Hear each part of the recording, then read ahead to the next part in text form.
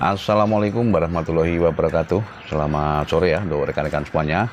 Salam sejahtera selalu tentunya buat kita ini. Semoga di kesempatan yang baik ini kita dan ternak-ternak kita senantiasa diberi kesehatan dan juga kelancaran.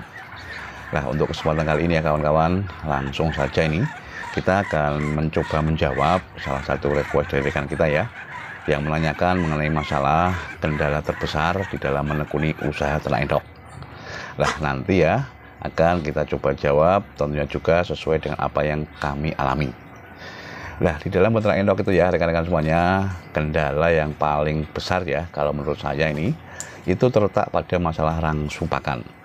Nah, itu kenapa ya? Dikarenakan kita tahu semuanya tentunya masalah rangsum pakan pada endok itu terkenal sangat boros. Makanya untuk kita ya atau rekan-rekan semuanya yang berkeinginan untuk menekuni usaha ternak endok harus pandai-pandai untuk menyiasati agar pakan tersebut tidak menjadi boros. Selain itu juga ya, masalah kombinasi ya atau kolaborasi antara pakan pabrikan dan juga pakan alternatif itu senantiasa harus kita berikan. Hal ini tentunya ya kaitannya dengan masalah imbas atau masalah akibat ya, apabila kita memberikan pakan itu tidak sesuai dengan kebutuhan dari nutrisi yang dibutuhkan oleh endok-endok kita. Nah, itu tadi ya untuk jawaban kami. Kita selaku peternak endok harus bisa mencari segala sesuatu ya dalam artian cara agar untuk masalah pakan ini tentunya bisa kita siasati dan hal itu bisa menghemat masalah biaya. Nah, kalau untuk kandang kami ini ya rekan-rekan semuanya, sengaja kita mengolaborasikan ya antara pakan pabrikan dengan pakan Azula.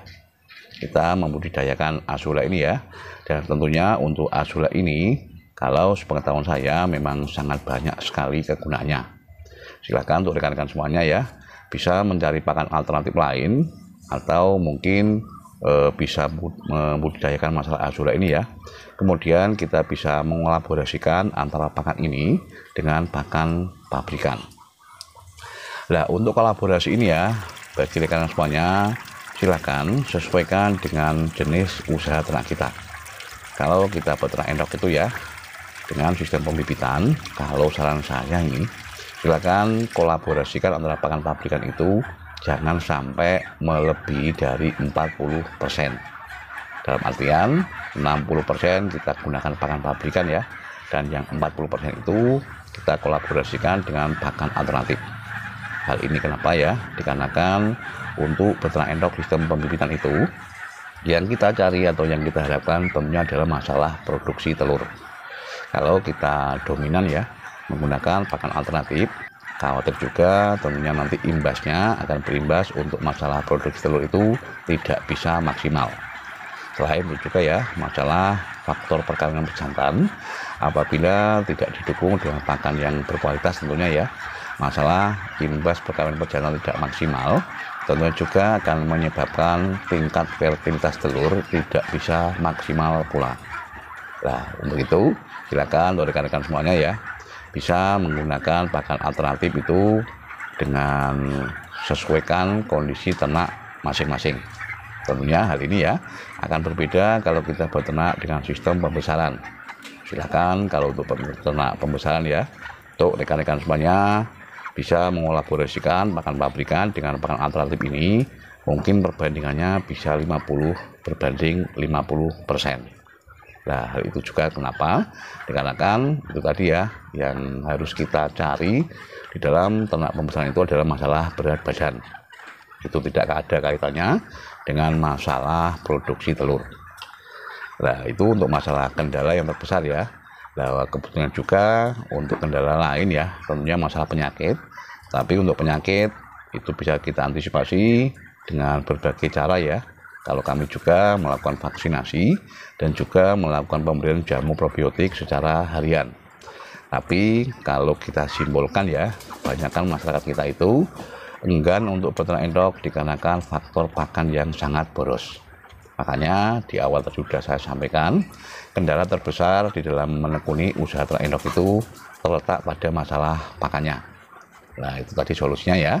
Untuk rekan-rekan semuanya bisa mencari pakan pengganti atau pakan alternatif ya, yang tentunya ada imbas positifnya terhadap perkembangan maupun produksi dari indukan-indukan kita apabila kita beternak endok dengan sistem pembibitan.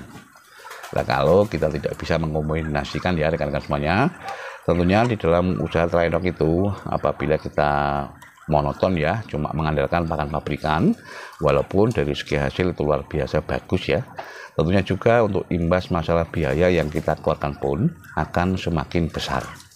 Makanya untuk nilai tengah-tengahnya ya, kita mencari nilai tengah-tengah, kita menggabungkan antara pakan pabrikan dengan pakan alternatif tersebut.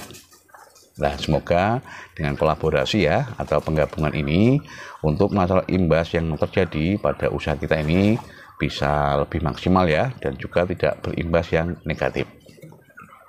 Kemudian ya, kaitannya lagi dengan masalah pakan ini, kalau saran saya ini ya, silakan untuk rekan-rekan semuanya jangan sampai terjebak ke dalam hal masalah murah meriahnya suatu pakan. Dalam artian kalau kita condong ya atau monoton menggunakan pakan yang katakanlah yang murah meriah ya, tapi mengharapkan untuk hasil yang melimpah, itu pun saya kira tidak masuk akal. Jangan sampai kita hanya menggunakan pakan alternatif itu dan kita hanya berprinsip ya yang penting kenyang untuk endok-endok kita ini maksudnya, tapi untuk imbasnya tidak kita perhatikan. Kita tahu juga ya tentunya untuk endok ini dikasih makan apapun dan juga dikasih pakan berapapun, tentunya juga dia akan habis. Makanya untuk masalah penghematan pakan ini ya, silakan gunakan takaran yang pasti dan tentunya juga gunakan pakan yang betul-betul memang mempunyai imbas positif. Jangan sampai kita mempunyai pikiran ya, itu tadi sudah saya sampaikan, dengan pakan yang asal-asalan tapi berharap untuk hasil yang maksimal.